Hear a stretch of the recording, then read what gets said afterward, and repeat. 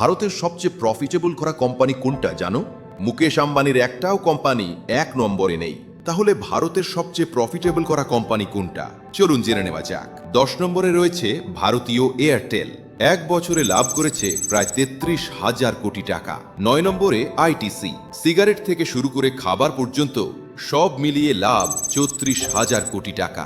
8 নম্বরে কোল ইন্ডিয়া, বিশ্বের সবচেয়ে বড় কয়লা কোম্পানিগুলোর একটি, লাভ 35,000 কোটি টাকা। 7 নম্বরে ওএনজিসি, তেল আর গ্যাস থেকে লাভ করেছে 36,000 কোটি টাকা। 6 নম্বরে এলআইসি, ভারতের সবচেয়ে বড় বীমা কোম্পানি, লাভ 48,000 কোটি টাকা। 5 নম্বরে টিসিএস, বিশ্বের অন্যতম বড় আইটি কোম্পানি, লাভ 48,500 কোটি টাকা। 4 নম্বরে আইসিআইসিআই ব্যাংক, 1 বছরে লাভ করেছে 51,000 কোটি টাকা। 3 নম্বরে রিলায়েন্স ইন্ডাস্ট্রিজ, লাভ 69,000 কোটি টাকা। 2 নম্বরে এইচডিএফসি ব্যাংক, লাভ 70,000 কোটি টাকা। আর 1 নম্বরে রয়েছে স্টেট ব্যাংক অফ ইন্ডিয়া অর্থাৎ এসবিআই, 1 বছরে লাভ করেছে 77,500 কোটি টাকা। এমন ভিডিও দেখতে এক্ষুনি ফলো করুন।